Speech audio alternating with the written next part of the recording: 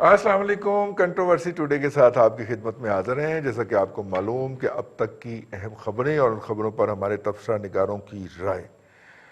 آج ہم ایک اہم موضوع کے اوپر بات کرنے لگے ہیں اور وہ موضوع ہے پنجاب کا. لیکن پاکستان کے اندر جو پنجاب پایا جاتا ہے اس کا نہیں، بلکہ جو پنجاب پایا جاتا ہے بھارت کے اندر، ہم اس کی بات کرنے لگے. جب پاکستان برصغیر تقسیم ہوا تھا اور پاکستان وجود میں آیا تھا تو پنجاب کے 8 اضلاع تھے، جن میں سے 5 اضلاع جو تھے وہ پاکستان کو ملے تھے، اور آخری وقت کے اندر باؤنڈری کمیشن نے 3 اضلاع جو تھے وہ بھارت میں شامل کرنے کا فیصلہ جاری کر دیا تھا. اور جو تھے یوں بہت ساری مسلمانوں کی جو مقدس مقامات تھے وہ انڈیا میں رہ گئے، اور بہت سارے ہمارے جو سکھ حضرات تھے جو برصغیر کے رہنے والے جو تھے، ان کے مقدس مقامات جو ہے مقدس ترین مقامات وہ ادھر والے پنجاب میں رہ گئے اور انہیں یہاں سے ہجرت کرنا پڑی ادھر.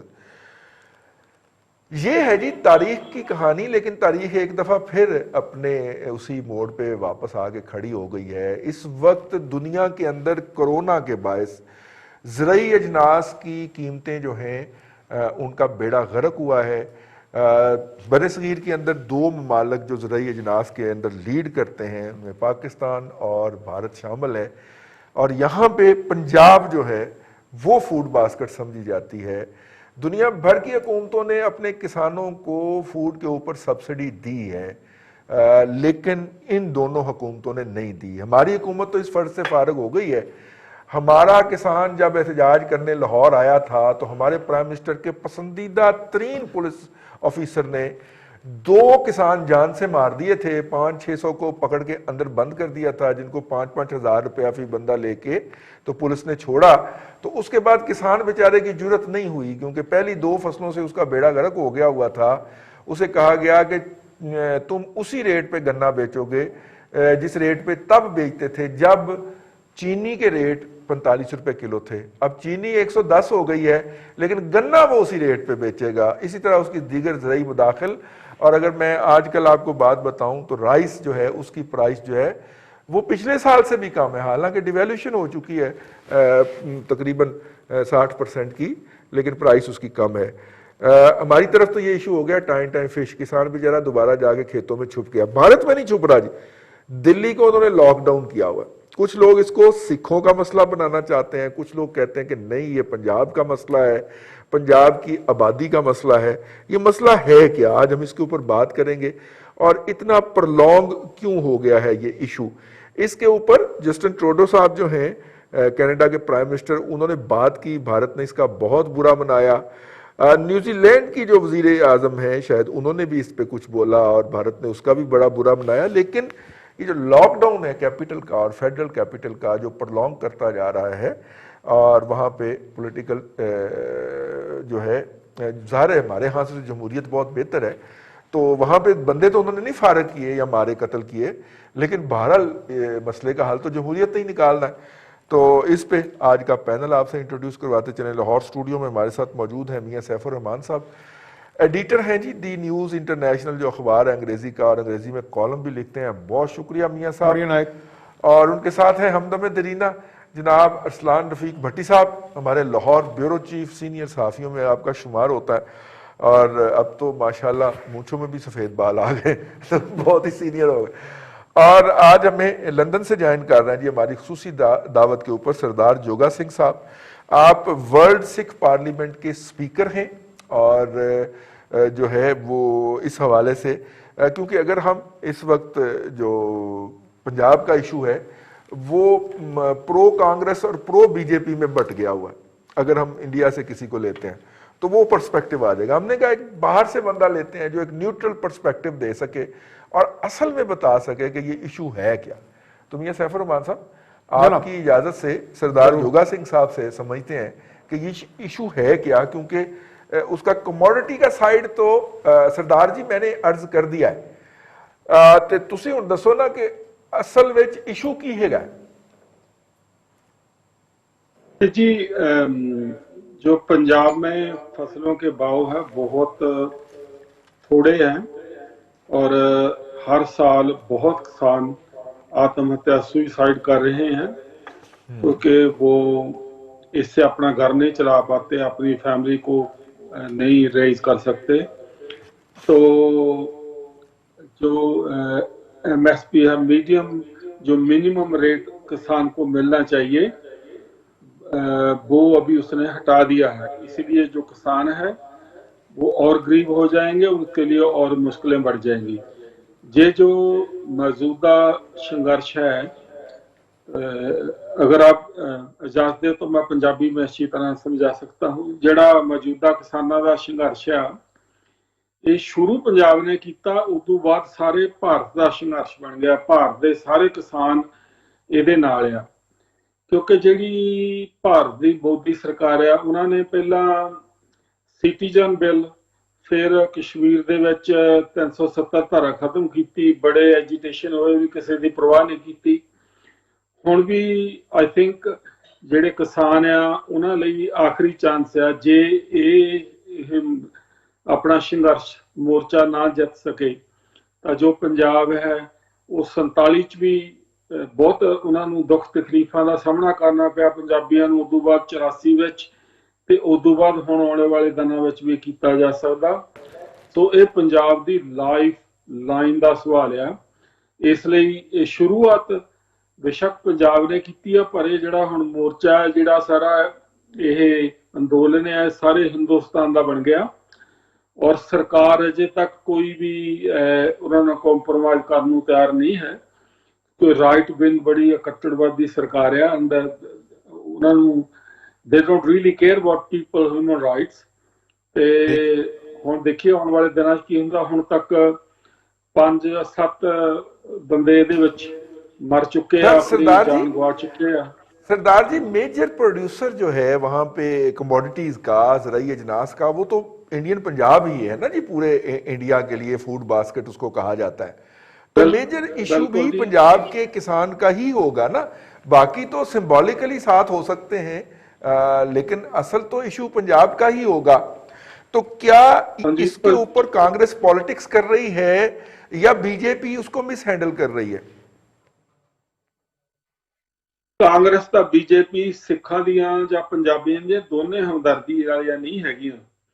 ਇਹ ਜਿਹੜਾ ਸੰਘਰਸ਼ ਆ, ਇਹ ਸਮੁੱਚੇ ਪੰਜਾਬੀਆਂ ਦਾ, ਪੰਜਾਬ ਦੇ ਵਸਨੀਕਾਂ ਦਾ, ਸਾਡੀ ਮੁਸਲਮ ਹੋਣ, ਹਿੰਦੂ ਹੋਣ, ਸਿੱਖ ਹੋਣ, ਸਾਰਿਆਂ ਦਾ ਆ।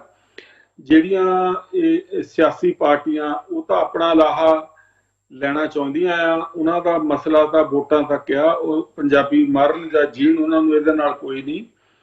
ਸੋ ਇਹ ਦੋਨੇ ਪਾਰਟੀਆਂ ਸਾਡੇ ਲਈ ਇੱਕੋ ਜਿਹੀਆਂ ਆ, ਇਹਨਾਂ ਨੂੰ ਕਿਸੇ ਨਾਲ ਹਮਦਰਦੀ ਨਹੀਂ ਹੈ।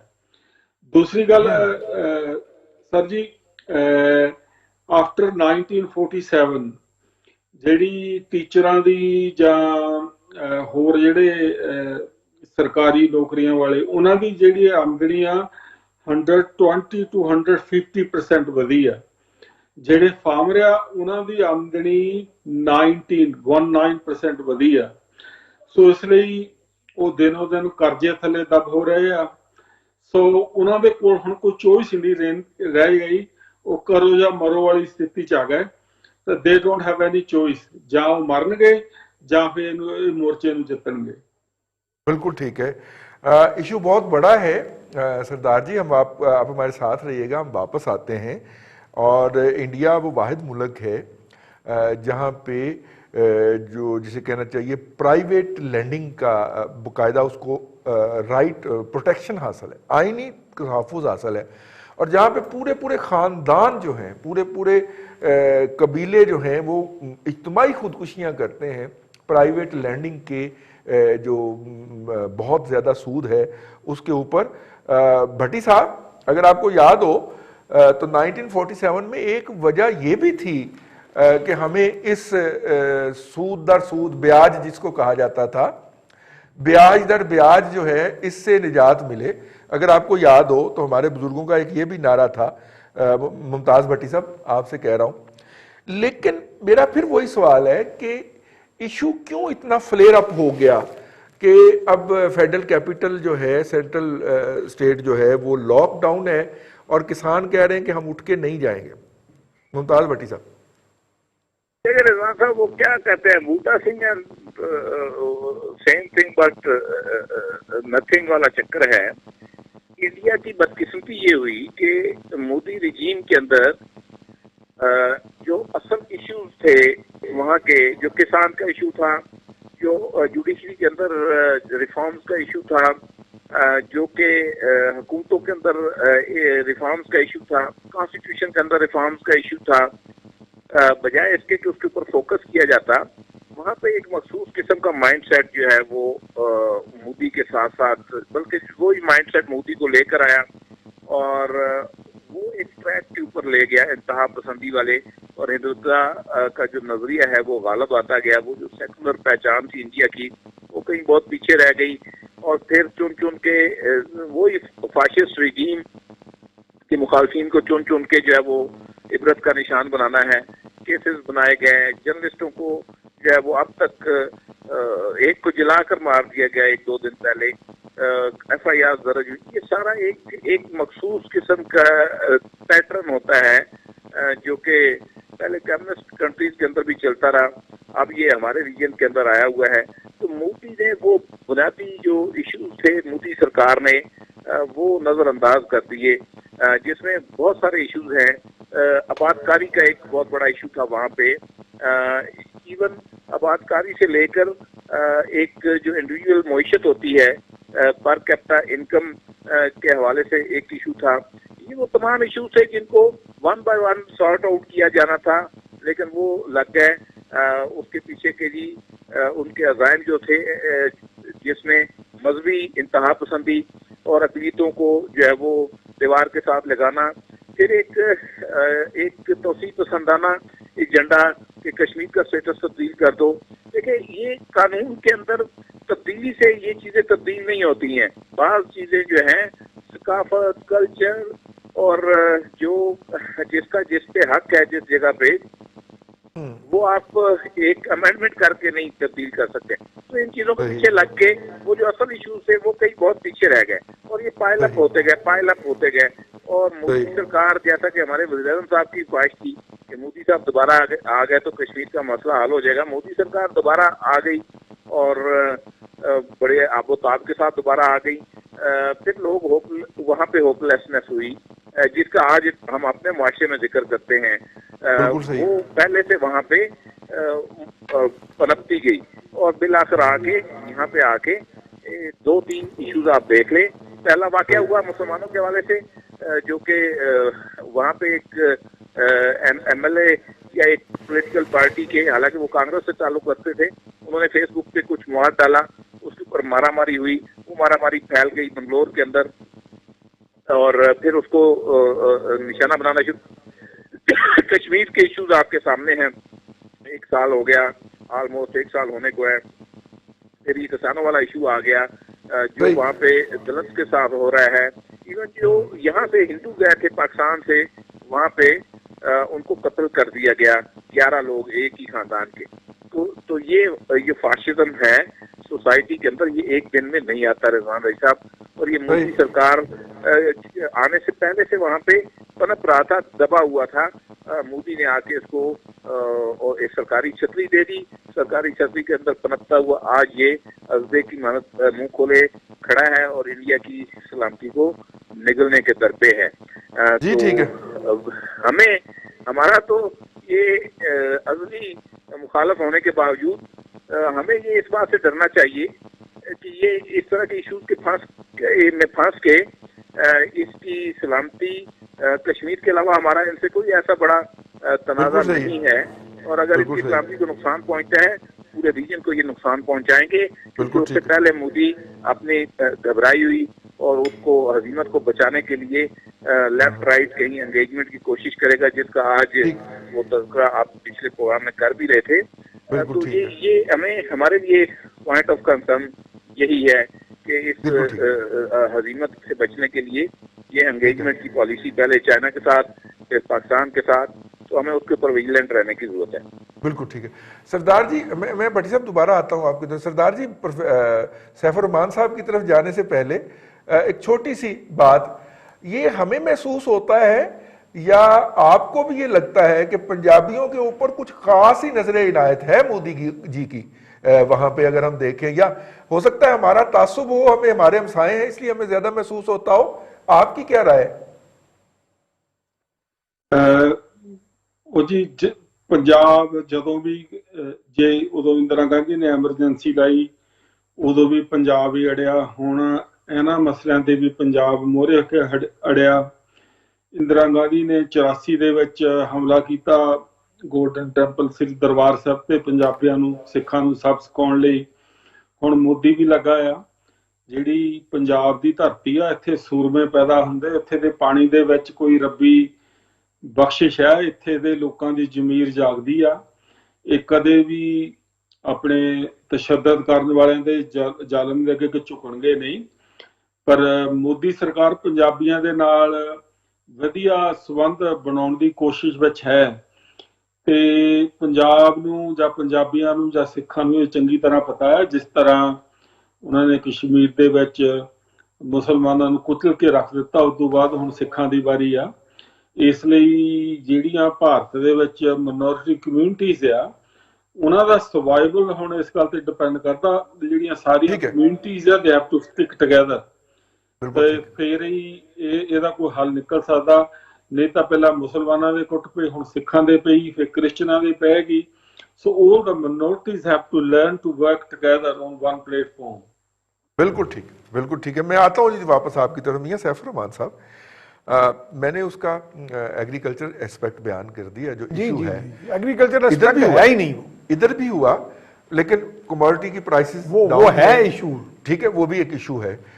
लेकिन it is going beyond that. I mean आप हफ्ता भर हो चला है Exactly. उसका वो जो है वो घिराव करके वहां पे बैठे हुए हैं। सर, इतने लोगों को एक जगह के ऊपर मैनेज करना भी बहुत बड़ा इशू होता है, उनकी कमिटमेंट का इम्तहान होता है, क्योंकि लोगों के अपने ज़ाती मसाइल भी तो होते हैं, लोग नहीं उठ के जा रहे। इसका मतलब है मुख्तार गल बढ़ गई है, बिल्कुल बढ़ गई है। और देखें गल कदों नहीं बन रही थी, ये देखें कि बात अभी सरदार साहब ने बहुत वाज़े अल्फाज में ये कह दिया है कि पंजाबियों के यानी सिखों की अब इस वक्त बारी है, उससे पहले कश्मीरियों की बारी थी, फिर माइनॉरिटीज। देखो क्रिश्चियन, यहाँ एक होता है अंग्रेजी का लफ्ज रीजन देत्र, रीजन फॉर एग्जिस्टेंस, यानी कि आपका जिंदा रहने की वजह क्या है।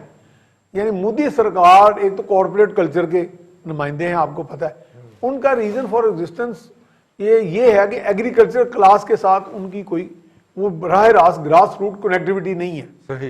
अच्छा, नंबर 2 ये है कि ये जो तासुब था वहाँ पे जो सुप्रीमेसिस्ट टेंडेंसीज हैं हिंदुत्वा की, खुद को अखंड भारत का समझना, अखंड भारत के जो अलमबरदार हैं, वो मशल बरदार हैं कि जी हम सबसे सुपीरियर रेस हैं। और उनके अंदर देखें, उनके अंदर अपना कास्ट, सरदार जी जो हैं वो पंजाब के रेफरेंस तो सूरमा कह रहे हैं, सूरमा कह रहे हैं, मैं वही कह रहा हूं, मैं उसी तरफ आ रहा हूं। आप देखें ना कि उनका अंदर अपना जो कास्ट सिस्टम है, क्षत्रियाज, ब्राह्मण्स, शूदर्स, अनटचेबल्स, अछूत, उनमें यानी एक सबसे अहम क्लास है, सबसे बरतर है, फिर उससे कम तर है, फिर जो है कि जिनके हाथ को आप जो आपको छू जाएं तो आप मलीच हो जाते हैं उनकी जुबान में, यानी आप पलीत हो जाते हैं। वैसे ये जो सिख हैं या जैन्स हैं, जिसको हिंदुओं ने वहाँ की मेजोरिटी जो है उन्होंने जबरदस्ती शुमार कर दिया हुआ ताकि अपनी मेजोरिटी शो कर सकें, ये भी अनटचेबल में आते हैं। ये कौन सी नहीं, क्लास देखें वो जो अंदर की नफरत है ना जी, वो उसको कहते हैं it has come to A head. वो नफरतें अंदर अंदर पल रही थी। अब उनके रवैयों में वो सामने देखे ना, सिटीजनशिप एक्ट आया, शहरियत वाला बिल, उसमें भी सारा फोकस जो था वो मुसलमानों को किसी तरह उसमें से यानी उनको अंडरमाइन करने का था, मेन स्ट्रीम में था। यानी यहाँ पे अगर किसान, चूंकि किसान 90% या 80%, वो तो सरदार साहब उसकी फीसदी तनासब बताएंगे, वो भारत के अंदर जो 80% से जायद किसान है वो सिख ही है, वो पंजाब का ही है। अब वो जो सिख है उसको यानी भारत को खुराक की जरूरत तो है, लेकिन हिंदुत्वा के जो अलंबरदार हैं वो किसी तरह सिखों को वो ये फलता फूलता नहीं देखना चाहते। अभी बताया गया कि 150% तक लोगों को मनफियत हासिल हुई बाकी कारोबारों में, यहाँ 19% हुई सिर्फ। तो ये देखा जाए ना तो इसमें सिर्फ प्राइस का मसला नहीं है, इसमें वो तस्सुब का मसला है जो जाके मुआशी नताइज उसके सामने आए हैं। बिल्कुल ठीक कि अब लोगों ने महसूस किया कि अब बारी हमारी आ गई है, अब वो सूरमा उठ खड़े हुए हैं, अब वो अपने हकूक की हक तलफी मजीद बर्दाश्त करने को तैयार नहीं। एक बात अलबत्ता मैं मानूंगा कि वहां किसी CCPO ने ये जसारत नहीं की कि ये जो 30-40 लाख के मजमे हैं इनको पकड़ के 5-5 हज़ार दे के छितर मार के तो उनको भगाया जाए। अब ये भागने वाले नहीं है, कोई ना कोई चीज देखिए, ये भारत एक अच्छा ट्रेंड है अवाम इसकी एक अंदर अपने राइट्स लेने का। इसकी एक वजह वहां पे जमहूरियत की मजबूती भी वो मजबूती, वो यकीनन वो यहाँ पे नजर आ रहा है कि वहाँ इंस्टीट्यूशन जो है वो अवाम का जो वहाँ पे अवाम पे फोकस है, अवाम की स्ट्रेंथ जो है अगर ऑर्गेनाइज हो जाए तो वो कहीं ना कहीं को रास्ता बना लेती है। बिल्कुल ठीक है। अरसलान भट्टी साहब, आपकी तो मशरकी पंजाब में रिश्तेदारियां भी हैं कई कजन उधर लीड शीट कर रहे होंगे मेरा ख्याल मुजाहरे में, है ना? हैं, 2 हैं मेरे। अच्छा, वहां पे मौजूद है। और क्या अपडेट है जी उनसे? आई मीन हम उनके साथ हमदर्दी का इजहार करते हैं, एक इसलिए कि वो अपने जस्ट काज के लिए काम कर रहे हैं, इसलिए कि हमारे अरसलान भट्टी साहब के वो कजन भी हैं, तो हम उनके साथ पूरी हमदर्दियां हैं। लेकिन ये बताइए, टेक्निकली स्पीकिंग, क्या ये एक पॉलिटिकल इशू है, सोशल इशू है या इकोनॉमिक इशू? भाई साहब, किसान तो जो हैं वो तो सोशल और उसको अपने इकोनॉमिक इशू को लेके आए हैं कि जी हमारे ये जिन्स की कीमतें इसकी ठीक की जाएं, सब्जियों की कीमतें ठीक की जाएं, हमें सब्सिडी जो आप दे रहे हैं बिल्कुल ठीक है, लेकिन हमारी आगे कीमत भी तो सही होनी चाहिए ना। सही। वो बिल्कुल ठीक आ रहे हैं, लेकिन इंडिया इस पे नहीं आ रहा। लेकिन इसमें सबसे जो खतरनाक बात आई है वो ये आई है कि भारत ने, जो कि भारत का कभी भी चेहरा खूबसूरत नहीं था, हमेशा से मकरू चेहरा हमने देखना है जब से हम पैदा हुए। 50 साल हमारी उम्र को हो गए, रही साहब आपके भी 2-4 साल ऊपर नीचे होंगे, साहब साहब भी हमारे 2-4 साल ऊपर नीचे होंगे, सब ने ये देखा कि उसको मेकअप करके, उसका लेपा पोची करके हमारे सामने एक बड़ा खूबसूरत चेहरा, क्या बात है जी, भारत क्या खूबसूरत मुल्क है। भारत ने कभी भी अपनी अकलीतों को उन्होंने सहारा नहीं दिया, उन्होंने हमेशा उनको दबाया है और वो हमेशा दबाता रहेगा, वो कभी भी ये काम नहीं करेगा। इससे भी खतरनाक बात ये सामने आई है कि उसने अपने कुछ लोग ऐसे वहां पे भेजे हैं, वो होते हैं हर मुल्क में होते हैं, कि वो नारा वहां पे मार रहे हैं रईस साहब खालिस्तान का। अच्छा, वो पॉलिटिकल इशू इसको बनाना चाह रहे हैं ताकि खालिस्तान के नारे के ऊपर, चूंकि इंडिया में कानून जो है इस मामले में गद्दारी जो है ना वो बहुत बड़ा जुर्म है, वहां पे वो मार देते हैं बंदे को, वो नहीं छोड़ते। फिर उन्होंने कहा जी कि खालिस्तान का नारा लगाया इन लोगों ने, हम इसके ऊपर जो है ना इस पे कार्रवाई भी होगी और वो टाडा लगा के उसको बंद करेंगे और ये करेंगे। वहां पे ये जो मसला आ रहा है वो उनके अपने लोग हैं जो इन इश्यूज को पीछे पसे पर्दा डाल रहे हैं और सिखों को उभार रहे हैं जी कि आप खालिस्तान का नारा लगाएं। अच्छा, मामला आपके ख्याल में ओरिजिनली वहां पे खालिस्तान का नारा नहीं लगा? नहीं लगा है। अच्छा, कुछ लोग देखें, बात ये रही साहब की हमदर्दी देखें, कुछ लोग तो हर जगह पे होते हैं, हर जगह पे होते हैं। अब सिखों का एक दरीना मुतालबा तो ये है खालिस्तान का, वो तो इसको छोड़ नहीं सकते, ना वो भूल सकते हैं। 84 में जो कुछ इनके साथ हुआ और उसके बाद से लेकर अब 36 साल से जो कुछ हो रहा है, मुझे ये बताइए कि कौन सी कौम है जो इतना ज्यादा जो है जबर बर्दाश्त कर सकती है? वो नहीं करते हैं। आपके इनके KPS गिल ने जो कुछ कश्मीर में किया कश्मीरियों के साथ एक मरतबा, और उसके बाद आके उन्होंने जो ऑपरेशन ब्लू स्टार और उसके बाद सिखों के खिलाफ जो कुछ ईस्ट पंजाब में उन्होंने किया, मुझे ये बता दीजिए कि उसमें वो KPS गिल गो के सिख थे लेकिन वो भारत के मुलाजिम थे, उन्होंने इनको मारा, उनसे उनके जज्बात उभरे हैं। अब वो बात सुनने को तैयार हैं लेकिन वो कहते हैं जी कि not at the cost of our homeland, हमारा जो होमलैंड यानी पंजाब के ऊपर हम बात नहीं करने देंगे, हम नहीं सुनेंगे, लेकिन हमारी जो बात है वो आप सुने। खालिस्तान अपनी जगह मौजूद है, वो दबी दबी चिंगारी है, कभी उसमें से धुआं निकल आता है, अल्लाह करे कि उसमें से कभी आग निकले तो इंडिया को भी पता चले कि वो पाकिस्तान में जो गड़बड़ करता है, जो वो आपके कुलभूषण यादव साहब यहाँ करने जा रहे थे और रॉ जो कुछ यहाँ बलूचिस्तान में कर रहा है, बरामदाग भुट्टी जो है वो करते हैं यहाँ पे, उनको भी पता चले कि जब ये अपने लोग उठते हैं तो वो किस तरह फिर उठते हैं और किस तरह उनको दबाया जाता है। बिल्कुल ठीक है। ब्रेक का वक्त हो गया जी, ब्रेक की तरफ जाएंगे और वापस आते हैं और इसी मौजू को यहीं से दोबारा जोड़ेंगे। प्रोग्राम में फिलहाल वक्फ।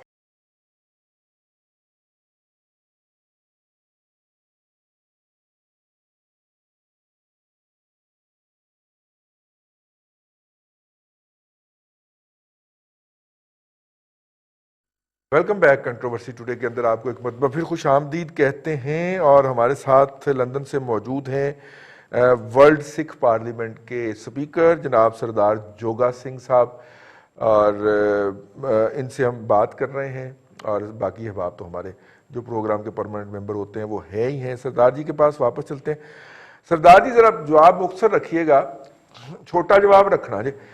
और वो ये कि ये जो खालिस्तान के वहाँ पे नारे लगे हैं, आप तो यहाँ पे बहुत ज़्यादा उसके मुजाहरे करते रहते हैं ना, उसके हवाले से आवाज़ रेज करते हैं, फंड रेजिंग करते हैं, लेकिन ये जो खालिस्तान के नारे लगे हैं जी वहाँ पे, आपके ख्याल में क्या ये मरकजी हुकूमत की शरंगेजी है ताकि इस मुहिम, इस पूरी कॉज को, इस कैंपेन को हाईजैक किया जा सके, या वाकई अब जज्बात जो हैं वो इतने बेकाबू हो गए हैं कि अब ये नारा लगा ही देना चाहिए?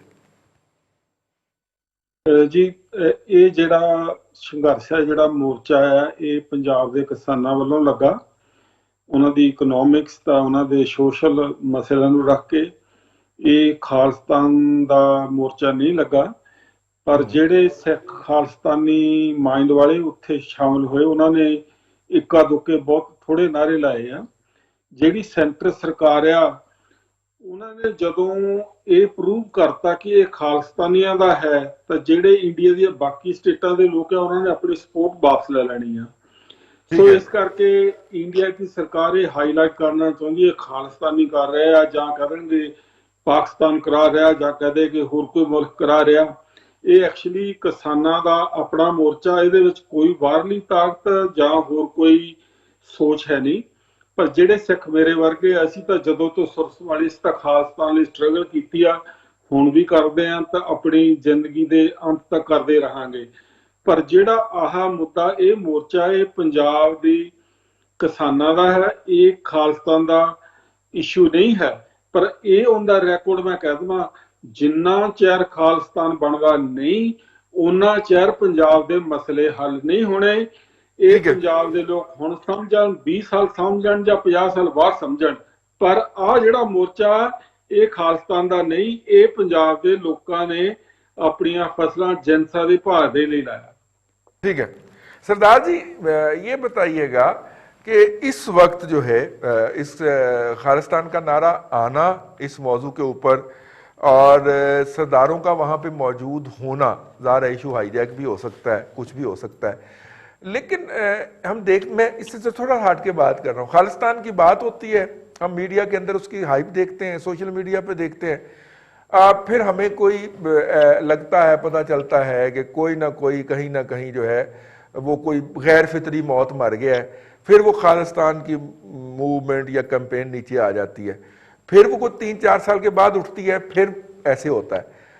आप समझते हैं ये जो गैर फितरी अमवात हैं, ये इंडियन इंटेलिजेंस की कोई कारकर्दगी होती है, या बस खालिस्तान के नसीब में लिखा ही यही हुआ है? ਦੇਖੋ ਜੀ, ਜਿਹੜੀ ਖਾਲਿਸਤਾਨ ਦੀ ਮੂਵਮੈਂਟ ਆ, ਮੈਂ ਤੁਹਾਨੂੰ ਐਗਜ਼ਾਮਪਲ ਦਿੱਤਾ, ਜਿਹੜੇ ਫੋਰਨ ਸਿੱਖ ਆ, ਜਿੰਨੇ ਸਿੱਖ ਪੰਜਾਬ 'ਚ ਆ, ਉਨੇ ਤਕਰੀਬਨ ਬਾਕੀ ਦੁਨੀਆ 'ਚ ਬਾਹਰ ਹੈ, ਕਿਉਂਕਿ ਬਾਹਰ ਤਸ਼ੱਦਦ ਨਹੀਂ ਹੁੰਦਾ, ਤੁਹਾਨੂੰ ਫਰੀडम ਆਫ ਸਪੀਚ ਹੈਗੀ ਆ। ਤੇ ਸਾਡੇ ਜਿਹੜੇ ਇੱਥੇ ਬੱਚੇ ਆ, ਸਾਰੇ ਉਹਨਾਂ 'ਚੋਂ ਬਹੁਤ ਗਿਣਤੀ ਜ਼ਿਆਦਾ ਖਾਲਿਸਤਾਨੀ ਸੋਚ ਵਾਲੇ ਆ। ਪੰਜਾਬ ਵਿੱਚ ਵੀ ਲੋਕ ਕਾਫੀ ਖਾਲਿਸਤਾਨੀ, ਉੱਥੇ ਤਸ਼ੱਦਦ ਇੰਨਾ ਲੋਕਾਂ ਤੇ ਹੋਇਆ, ਇੰਨੇ ਝੂਠੇ ਪੁਲਿਸ ਮੁਕਾਬਲੇ ਹੋਏ, ਬੰਦਿਆਂ ਨੂੰ ਜੇਲ੍ਹਾਂ ਦੇ ਵਿੱਚ 25-25, 30-30 ਸਾਲ ਰੁਲਦੇ ਨੂੰ ਹੋ ਗਿਆ, ਜਿਹੜੇ ਕਿ 12 ਸਾਲਾਂ ਬਾਅਦ ਬਾਹਰ ਆਉਣੇ ਚਾਹੀਦੇ ਸੀ। ਜਾਣੀ ਪੂਰਾ ਤਸ਼ੱਦਦ ਹੋਇਆ ਲੋਕਾਂ ਤੇ, ਉੱਥੇ ਲੋਕ ਤਸ਼ੱਦਦ ਨਾਲ ਦਬਾਇਆ। ਇਹਦੇ ਬਾਵਜੂਦ ਵੀ ਉੱਥੇ ਦੇ ਲੋਕ ਖਾਲਿਸਤਾਨ ਕਹਿਣੋਂ ਨਹੀਂ ਹਟੇ, ਔਰ ਕਹਿੰਦੇ ਰਹਿਣਗੇ ਦੁਨੀਆ ਦੀ ਕੋਈ ਵੀ ਤਾਕਤ ਜਿਹੜੀ ਖਾਲਿਸਤਾਨ ਦੀ ਸੋਚਾਂ ਨੂੰ ਖਤਮ ਕਰ ਸਕਦੀ ਆ, ਨਾ ਇਹ ਸੋਚ ਨੂੰ ਨੀਵਾਂ ਲਿਆ ਸਕਦੀ ਆ। ਹਾਂ, ਨੌਜਵਾਨ ਆਉਂਦੇ ਮੂਵਮੈਂਟ ਦੇ ਵਿੱਚ ਫੜੇ ਜਾਂਦੇ, ਪੁਲਿਸ ਮਾਰ ਦਿੰਦੀ ਆ, ਕੁਝ ਸਮੇਂ ਲਈ ਮੂਵਮੈਂਟ ਨੀਵੀਂ ਥੱਲੇ ਆ ਜਾਂਦੀ ਆ, ਪਰ ਫਿਰ ਲੋਕ ਇਕੱਠੇ ਹੋ ਕੇ ਫਿਰ ਆਪਣੀ ਜਦੋਜਹਿਦ ਕਰਦੇ ਆ। ਸੋ ਇਦਾਂ ਹੀ ਚੱਲਦੀ ਰਹੇਗੀ, ਔਰ ਰੱਬ ਕਰੇ ਜਲਦੀ ਦਿਨ ਆਵੇਗਾ, ਅਸੀਂ ਵੀ ਆਜ਼ਾਦੀ ਦਾ ਨਿੱਘ ਬਣੀਏ, ਤੇ ਪਰ ਇਹ ਖਤਮ ਨਹੀਂ ਕਦੇ ਹੋਏਗੀ, ਤੇ ਇਹਨੂੰ ਕੋਈ ਤਾਕਤ ਖਤਮ ਨਹੀਂ ਕਰ ਸਕਦੀ, ਕਰਕੇ ਲੋਕਾਂ ਦੇ ਜੇਨ ਦੇ ਵਿੱਚ ਇਹ ਗੱਲ ਵੜ ਗਈ ਹੈ। ਜੇ ਅਸੀਂ ਆਜ਼ਾਦ ਨਾ ਹੋਏ, 84 ਵਰਗੇ ਜਿਹੜੇ ਵਾਕਿਆ ਸਾਡੇ ਨਾਲ ਵਾਰ-ਵਾਰ होंगे। बिल्कुल ठीक। मुमताज़ भट्टी साहब, ये जो इस वक्त है, ज़ाहिर है कि उनके यहाँ एक जमहूरियत है और वो उस जमहूरियत को मैनेज करके चलते हैं। ये इशू आपके ख्याल में इस दफ़ा हाईजैक हो जाएगा जो शुरू हुआ है और जिसको लीड वहाँ पे पंजाब कर रहा है, या कोई अपना रिजल्ट इम्पैक्ट क्रिएट करेगा? क्योंकि दूसरी तरफ मोदी साहब हैं اور آپ انہیں وہاں کا عمران خان کہہ سکتے ہیں اور یا ہم ٹھیک ہے، تو کیا کوئی رزلٹ نکل پائے گا سر؟ دیکھیں رضوان صاحب، الٹیمیٹلی جب آپ فاشسٹ رویوں کو پروان چڑھاتے ہیں اور قوم کے اندر بے صبری، بے تحملی اور جو شدت پسندی ہے وہ پیدا کرتے ہیں، الٹیمیٹلی اس کا رزلٹ آتا ہے۔ آپ دیکھ لیں وائٹ سپرمیسٹ جو ہیں امریکہ کے اندر، ٹرمپ جو ہے، ٹرمپ کی کیا صورتحال تھی اور آخر میں کہاں پہ آ کر ٹرانسلیٹ ہوئی، یعنی وہاں پہ باقاعدہ وائٹ اور بلیک کی لڑائی چھڑ گئی اور فائنلی ٹرمپ صاحب کو جانا پڑا۔ تو فرینکلی مجھے تو اس میں کوئی شک نہیں ہے کہ مودی صاحب کو بالآخر جانا ہوگا۔ اب وہ کیسے جاتے ہیں، تحریکوں سے جاتے ہیں، الیکشن پروسیس کے تھرو جاتے ہیں، لیکن میں آپ کو اتنا بتا دوں کہ ہمارے جو برصغیر کے لوگ ہیں یہ زیادہ جذباتی اور یہ زیادہ دیر جب شروع ہو جاتے ہیں پھر انتظار نہیں کرتے، تو مجھے ان کا الیکشن کے تھرو جانا جو ہے وہ نظر نہیں آتا۔ اچھا سیم یہ نہیں کہ میں اب انڈیا کی بات کر رہا ہوں تو یہی کہہ رہا ہوں، یہ پاکستان کے اندر بھی ہوا ہے، اور پاکستان کے اندر یہ جو ڈنڈے لاٹھی کی جو سیاست کی گئی، مودی نے ڈفرینٹ انداز میں کی، اس نے اقلیتوں کے خلاف کی، یہاں پہ سیاسی مخالفین کے خلاف ہوئی، یہ بالکل پروان نہیں چڑھنی چاہیے تھی، چاہے کوئی سیاسی جماعت یہ کر رہی تھی یا مذہبی جماعت کر رہی تھی یا کوئی اور کر رہا تھا، اینی ہو اس کی گنجائش نہیں ہونی چاہیے تھی، اور اب چونکہ اس کو گنجائش دی گئی ہے الٹیمیٹلی اس میں جا کے رائٹ ڈاؤن ہونا ہے، معاشرے کے اندر فساد، مارا ماری اور ان چیزوں کی گنجائش نہیں ہے۔ تو مجھے تو اب چونکہ مودی کا ٹائم پیریڈ زیادہ ہے، مجھے لگتا ہے کہ ٹالرنٹ ہوں لوگ، انتظار کریں، اس کے دوران ہی یہ کہیں ٹرانسلیٹ ہوگا، اس تاریخ کے اندر ہوتا ہے، کوئی اور تاریخ چلتی ہے، وہ کسی اور انداز میں ہوتا ہے، کہیں نہ کہیں جا کے یہ ہونا ہے، کیونکہ اس وقت آپ کو نظر آتا ہے کہ انڈیا کے اندر عدلیہ بھی ایک طرف کھڑی ہوئی ہے اور انہی رویوں کے ساتھ کھڑی ہے، بلکہ ان کو سپورٹ کر رہی ہے۔ پہلے عدلیہ سے انڈیا کے اندر جب وہ نہ کرو پٹی صاحب نہ کرو، اتنے بھی جج واٹس ایپ تے لگ گئے جی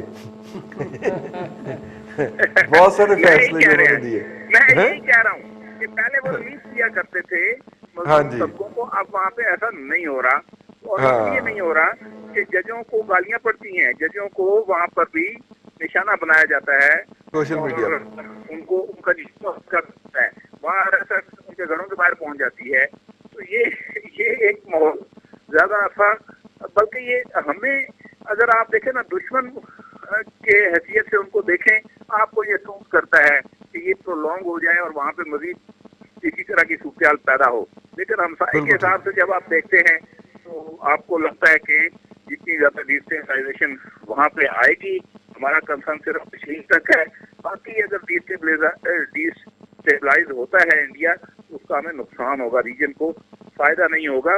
کشمیر تک ہمارا جینون کنسرن ہے، ان کے بنیادی حقوق کا مسئلہ ہے، ان کی آزادی کا مسئلہ ہے، ان کے رائٹ آف سیلف ڈٹرمینیشن کا مسئلہ ہے، اس کے اوپر ہمارا کنسرن ہے۔ ہم چاہتے ہیں جلد از جلد ان کے ساتھ جو ظلم ہوا ہے، جبر ہوا ہے، اس کو ختم ہونا چاہیے، باقی ان کو پروسیس کے تھرو بجائے مارا ماری کے یہ سدھریں، پروسیس کے تھرو سدھریں زیادہ ٹھیک ہو گئے، ٹھیک ہو گئے، ٹھیک ہے، بالکل ٹھیک ہے بھٹی صاحب، بہت شکریہ۔ میاں سیف الرحمان صاحب، ظاہر ہے کہ انہیں ڈیلیکیٹ بیلنس رکھنا آتا ہے، وہ ایک چیز کو دوسرے سے نیوٹرلائز یا بیلنس کرتے جاتے ہیں۔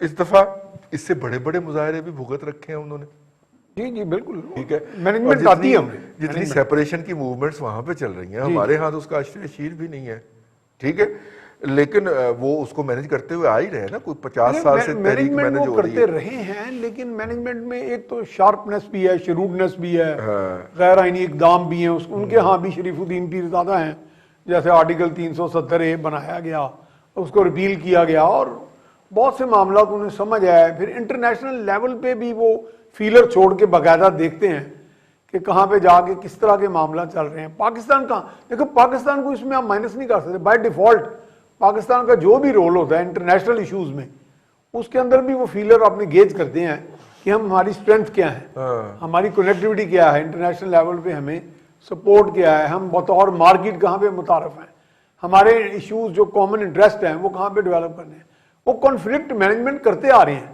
ठीक है। और एक तो इंटरनेशनल कॉन्फ्लिक्ट मैनेजमेंट है, चाइना के साथ है या दीगर, नहीं इंटरनल कॉन्फ्लिक्ट में, और इंटरनल कॉन्फ्लिक्ट मैं उस तरफ आने लगा था कि इंटरनल कॉन्फ्लिक्ट में वो बड़ी महारत से चले, लेकिन उसमें ब्रूट फोर्स का, स्टेट की जो टाडा का अभी जैसे जिक्र हुआ, armed forces special powers act, एक एक सिपाही को जज के इख्तियारात हैं, 2-2 साल के लिए बंदे को डिटेन करके गायब करते और बाद में वो फिर इज्तिमाई खबरें मिलती रही वहाँ, क्या क्या कुछ नहीं हुआ।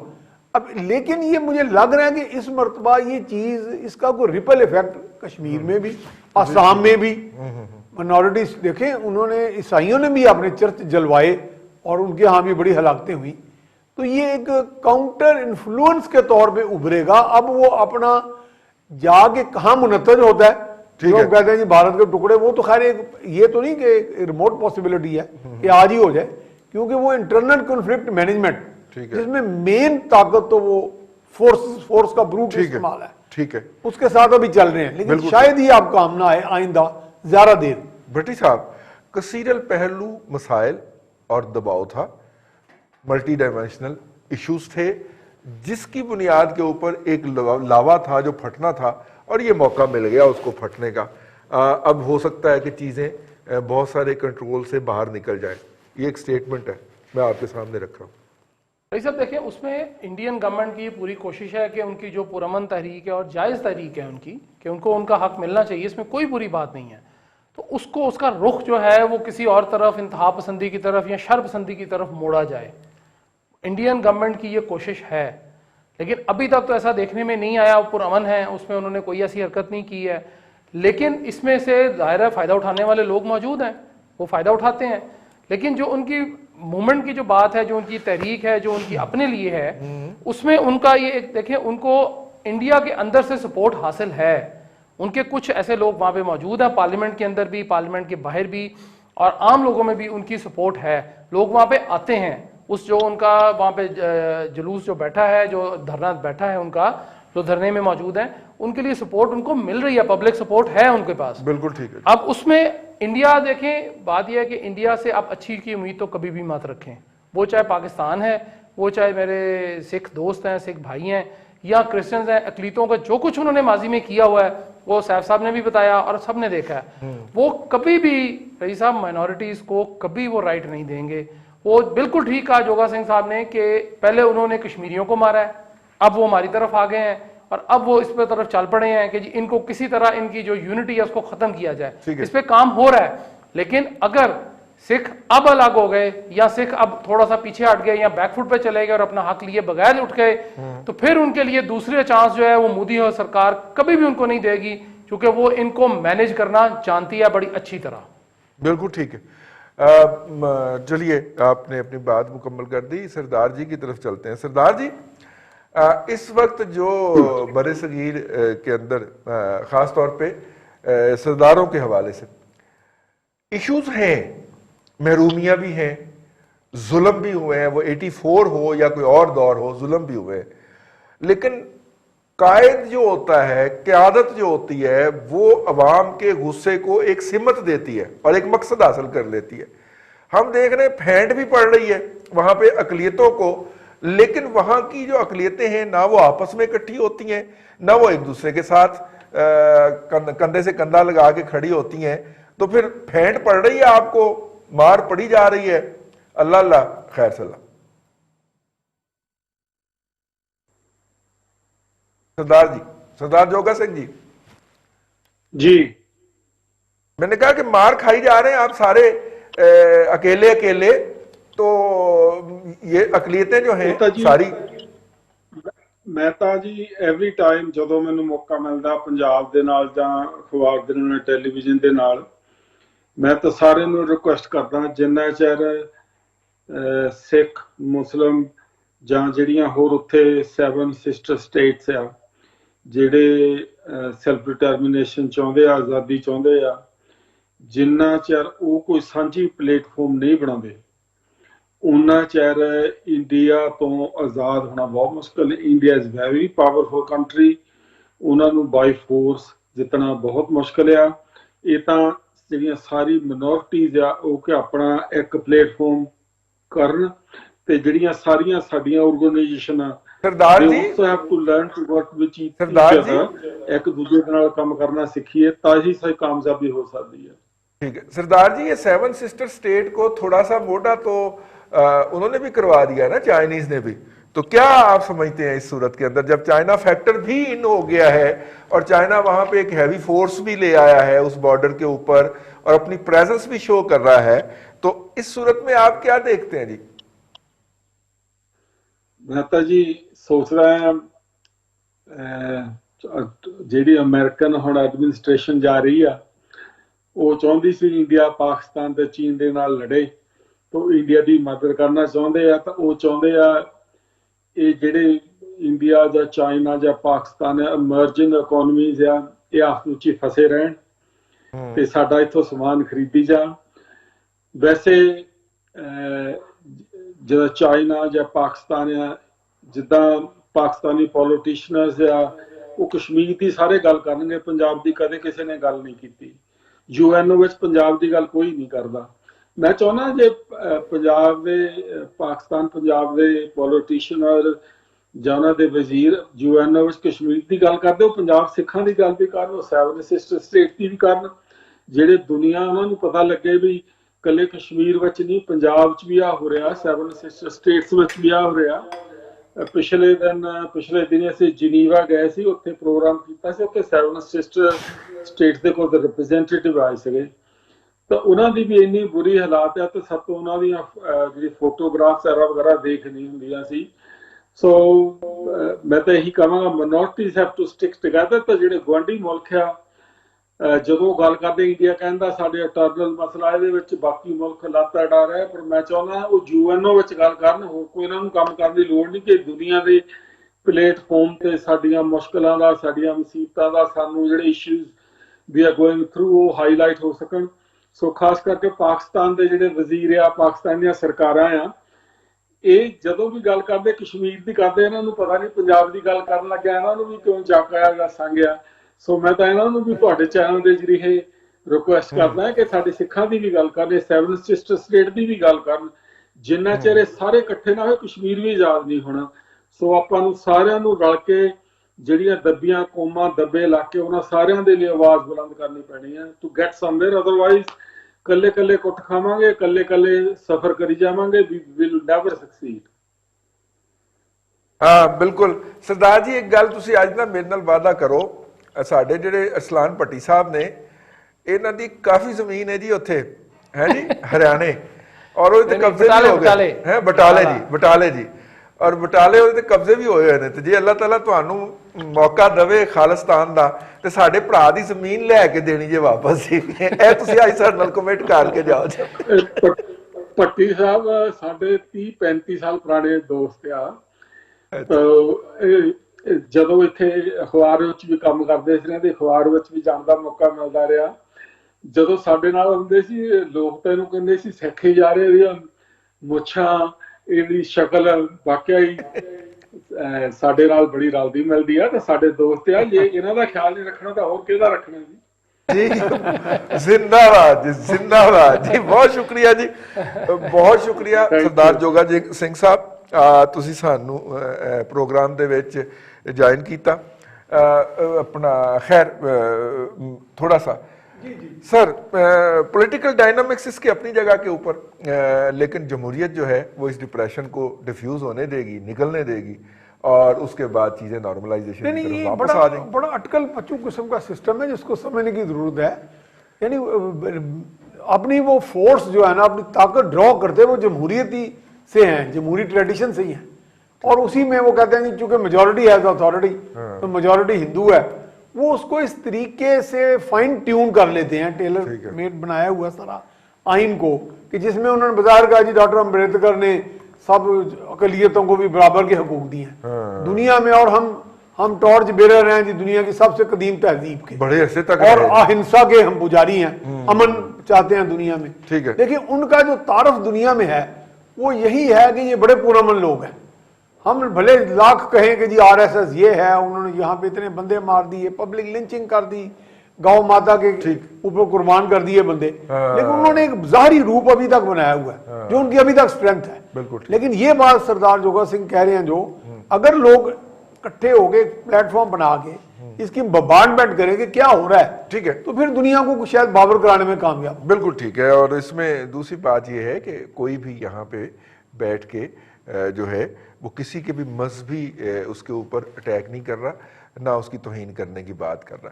اگر گائے جو ہے وہ کسی کے لیے جو ہے وہ سیکرڈ ہے, مقدس ہے, تو ہمیں اس کا احترام کرنا چاہیے. لیکن اس شک کی بنیاد کے اوپر, محض شک کی بات کر رہا ہوں, اس شک کی بنیاد کے اوپر کہ انہوں نے یہ والا جو ہے یہ توہین کی ہے ہمارے, جن کو ہم مذہبی طور پہ اپنی وہ کہتے ہیں گاؤں ماتا کہتے ہیں, اس کی توہین کیا, اور صرف شک کی بنیاد کے اوپر اپنے علاقے کے اندر موجود اقلیتوں کی زندگی جیرن کر دینا, یہ انسانیت کا تقاضا نہیں ہے.